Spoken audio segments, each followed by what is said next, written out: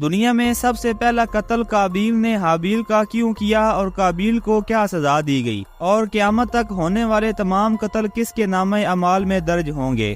یہ وہ وقت تھا جب حضرت آدم علیہ السلام جنت سے زمین پر تشریف لا چکے تھے، اور حضرت آدم علیہ السلام اور اماں حوا کی شادی بھی ہو چکی تھی۔ حضرت آدم علیہ السلام کے 2 بیٹے تھے۔ بڑا بیٹا قابیل تھا جو مزاجن غصے والا، بد زبان، حاسد اور برائی کی جانب راغب تھا۔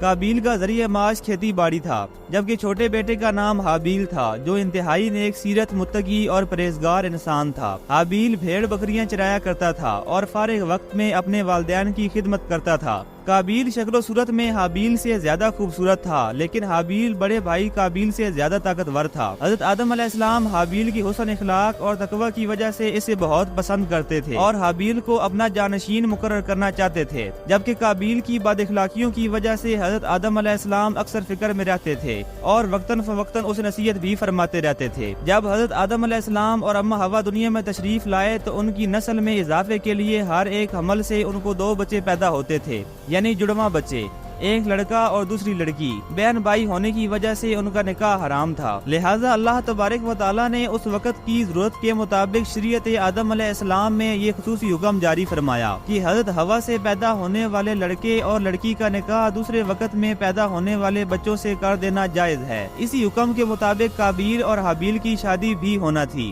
قابیل عمر میں بڑا تھا، اس کے ساتھ جو ہمشیرہ پیدا ہوئی وہ حابیل کے ساتھ پیدا ہونے والی ہمشیرہ سے زیادہ خوبصورت اور حسین تھی۔ جب نکاح کا وقت آیا تو حابیل کے ساتھ پیدا ہونے والی ہمشیرہ قابیل کے حصے میں آئی، چنانچہ قابیل نے شادی سے انکار کر دیا کیونکہ قابیل اپنی سگی ہمشیرہ سے شادی کرنا چاہتا تھا۔ حضرت آدم علیہ السلام نے شریعت کو مد نظر رکھتے ہوئے اس بات سے انکار کر دیا اور قابیل کو اللہ کے حکم کے مطابق چلنے کی تلقین فرمائی، لیکن قابیل اپنی ضد سے باز نہ آیا۔ کیونکہ قابیل بڑا تھا اس لیے وہ خود کو والد کا جانشین بھی سمجھتا تھا، لیکن وہ حابیل کے بارے میں والد کے خیالات سے بھی بہت اچھی طرح واقف تھا۔ حسین جمیل لڑکی سے حابیل کی شادی کے فیصلے نے قابیل کو حابیل کا دشمن بنا دیا۔ حضرت آدم علیہ السلام نے جب اپنے بیٹوں کے درمیان یہ رنجش دیکھی تو ان دونوں کو ایک تجویز پیش کی کہ تم دونوں اللہ تبارک و تعالیٰ کی بارگاہ میں اپنی اپنی قربانی پیش کرو۔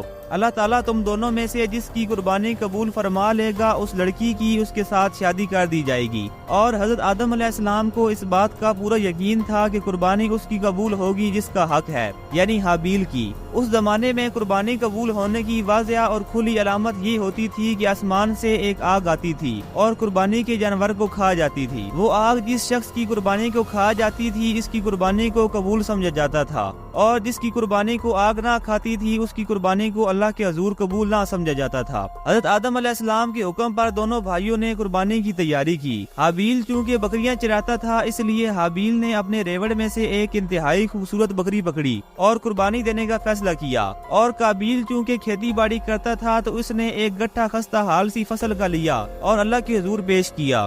اسی اسنا میں اللہ تبارک و تعالیٰ نے حضرت آدم علیہ السلام کو حج کی ادائیگی کے لیے مکہ مکرمہ جانے کا حکم دیا۔ حضرت آدم علیہ السلام قابیل کی وجہ سے کافی فکر مند تھے، اس لیے انہوں نے حج پر جانے سے پہلے ان دونوں بھائیوں کو بلایا اور نصیحت فرمائی کہ بارگاہ خداوندی سے جو بھی فیصلہ آئے اسے وہ دونوں بھائی بخوشی قبول کر لیں اور آپس میں مل جل کر رہیں۔ اس ہدایت کے بعد حضرت آدم علیہ السلام حج کے لیے سفر مکہ پر روانہ ہو گئے۔ قابیل والد کی نصیحت کے بعد قربانی دینے پر آمادہ ہو گیا، لہٰذا دونوں بھائیوں نے قربانیاں پیش کی۔ حابیل بکریوں والے تھے اس لیے انہوں نے ایک انتہائی عمدہ اور خوبصورت بکری قربانی کے لیے پیش کی، اور قابیل کھیتی باڑی کرتا تھا اس لیے اس نے ایک ردی سا فصل کا گٹھا قربانی کے لیے پیش کیا۔ لہٰذا جب دونوں قربانیوں کو پیش کیا گیا تو ایک بڑا آگ کا شعلہ زمین پر اترا اور حابیل کی قربانی کو کھا گیا۔ اس کا مطلب یہ تھا کہ اللہ تبارک و تعالیٰ نے حابیل کی قربانی کو قبول فرما لیا ہے۔ یہ منظر دیکھ کر قابیل غضبناک ہو گیا اور غصے کی آگ میں جل کر بولا، میں تجھے قتل کر ڈالوں گا۔ حابیل نے بھائی کو اس غصے میں دیکھ کر کہا کہ بھائی اس میں میرا کیا قصور ہے؟ یہ تو اللہ کا قانون ہے کہ وہ متقی بندوں کی قربانیاں قبول فرماتا ہے،